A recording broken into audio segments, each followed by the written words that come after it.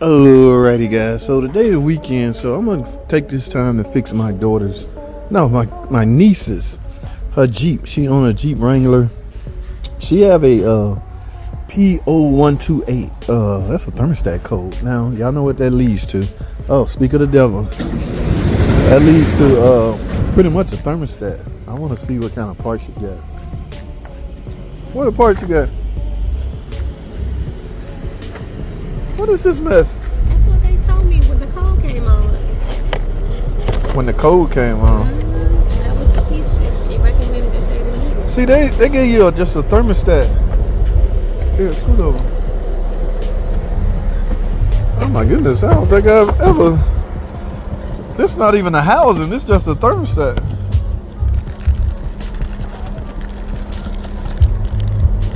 Oh Lord. Oh man. Yeah, how much was this thing? $16.99. No wonder it's just it's small. You gotta get the whole thermostat. Oh. No, I'm saying if the reason you're checking the light on is because a cat converter code and a thermostat code, that means doing one is not gonna turn the light out. Well. Ooh, it's not a Gen 3. Good. Gen 3s are harder. And this sucker's hot. What y'all think? I'm not building no thermostat. Yep. I don't think I've ever. I know I haven't.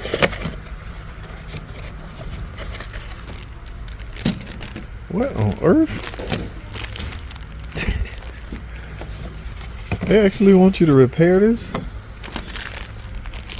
Anybody out there ever done one? Let me go get my old thermostat and look at something. So they basically want me to. Now how are we gonna make this look like this? Guys, looking at this spring is compressed. Now it can be done. Y'all see this right here is just clamped in between here. So you got the new clamp. The problem is, yeah, it can definitely be done, but what is the condition of this housing? This is plastic, remember? Look, you even got the new seal and everything. So, you got all the parts. It's just if you want to... I said no. I want to get the... First of all, I want a Mopar. Who the hell make this? Murray? Have I heard of them? Look at this premium quality thermostat. I can't do it, guys. Yeah. I need a whole housing because, like I say, this many miles and it's the original housing. This could be stress cracked. But yeah, if you had to build it, it's pretty damn easy. It's pretty self-explanatory if you look at it real good. Set this in there, put the spring on top, and latch this in. See, I just bent that down and turned it so you can take this out. And that's basically what you got in the bag. It's not the one off the car. This is just one of the old ones I had. And from there, look. Yeah, so it definitely can be built. Okay, this one got a seal around it. And when you put it back together, simply put this on, compress the spring, and put put this back under here. Yeah, so it can be done. It's not a good look. All right, I'm assuming, because I got an O-ring right here on this thermostat part, I'm assuming the O-ring is still in here. No, it's not. Of course, he'll go to big seal right here, but I'm not gonna do it, guys. Let's say it's pretty straightforward, but nah. Give me a whole housing. Look at that. That's real easy. Just compress that and then turn.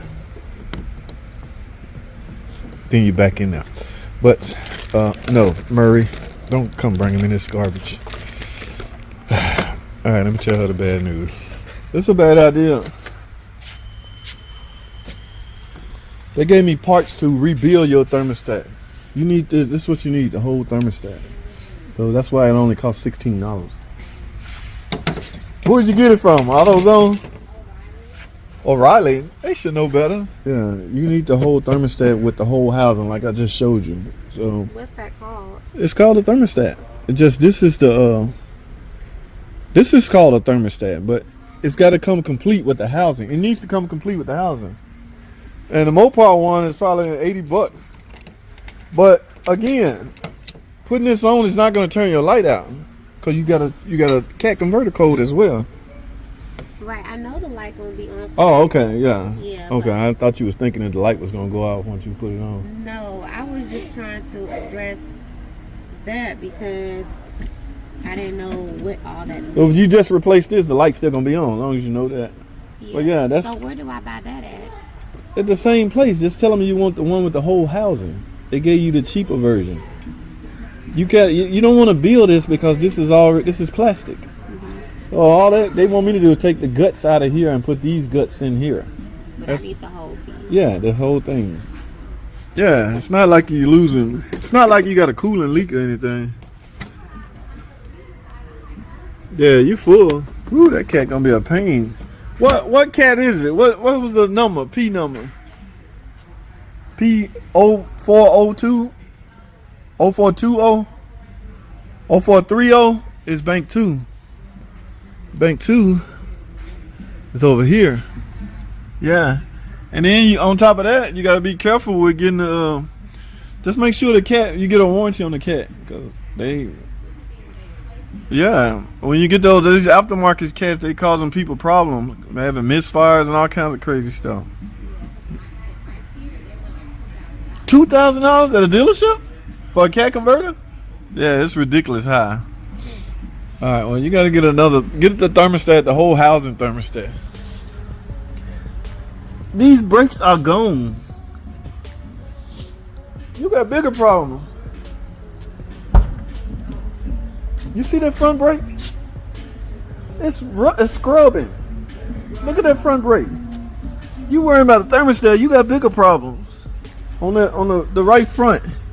I see the right front. Yeah, you see all that shining and stuff? It's because it's scrubbing. The brake pads are all the way gone. So I need brake pads. You need brake pads and rotors now. You let that get too bad. That's more important than your thermostat. Yeah. How do you drive? How do you not hear that? I just told you I just heard the grind. Oh, it just started? Yeah, I didn't hear none of this. Yeah, you need to go get some brake pads and a rotor. You probably can save these rotors by turning them, but that one over there is too far gone to save. She said they turned it down for a brake job because of the tire size. Everybody's scared of no big tires. Ooh, even the spare tire huge. Alright, she's gonna get some brake pads. So we'll knock this out once we get back. But the other shops turned it down because of the size of the tire. Alright, looks like I gotta change the plan for the day. I'm gonna do some brakes. No freaking thermostat. I'm definitely ain't building no thermostat. Alrighty guys, she's back. Let's see what parts we got. And is it Mopar? No, it's not freaking Mopar. Who the hell make these? Brake Best? What are they gonna have to do? I'm assuming that's the front. Assuming this is the rear, because we doing some pad slapping today. Yeah, budget is very low. However, I couldn't save that one rotor, so we had to get at least one rotor. Alright guys, let's get these brakes put on. Let's get it. People be trying to track you down and stuff. Yeah, we're just gonna do the fronts today.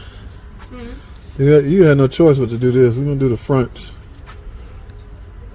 Cause damn.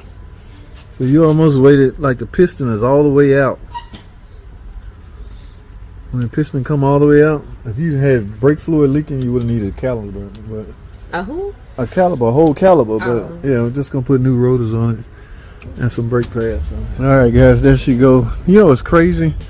I just finished the brakes on that. Let me tell you something. When I was pushing the front brake pads in, brake fluid spilling all over the place. Right? You know what that means?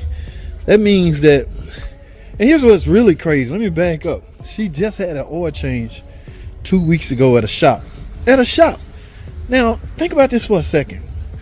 This is the best. This is the one of the best ways shops revenue stream come from. Upsells, right? So I'm not saying it could have got worse, but I'm not saying it looked like this when they changed the oil. I'm saying I can guarantee you that the brake pads was low. Okay? Forget looking like that. I guarantee you the brake pads look like this. So if that shop did the oil change and then look at the brakes, or they felt intimidated by the size of the wheels, that is a poorly run shop. And whoever run that shop should be ashamed of themselves. That's revenue stream going out the door. Because I guarantee you, if you tell a customer that they brake pads that low and them big ass wheels on that thing, that they will likely buy it. So that's what's crazy. But I'm guessing when they changed the oil, the guy that's changing the oil required to check the fluids. Look, he saw the brake fluid low, so get this, he topped it off. He topped it off. When I'm pushing the brake pads in, the front ones, I hadn't done the rear yet, fluid just gushing out everywhere. It's like they had it all the way at the top, but the pistons was all the way out because the brake pads was worn. Talk about a poorly run shop. Oh my goodness.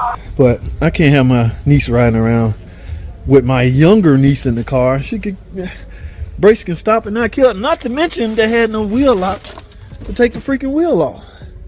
All right, yeah, I don't know what's going on around here these days, but these shops suck. And she says some shops wouldn't even do the brakes because of the size of the wheel. What the hell does the size of the wheel matter? Brakes are still the brakes. What the hell is going on out there? I think I've been in the bubble too long. I don't know what's going on these days with these shops, but yeah, guys, be careful with topping off brake fluid. If your brake fluid is extremely low, you either got a leak or your brake pads extremely worn. How's that? All right, I gotta go. That's all I have. Thanks for watching.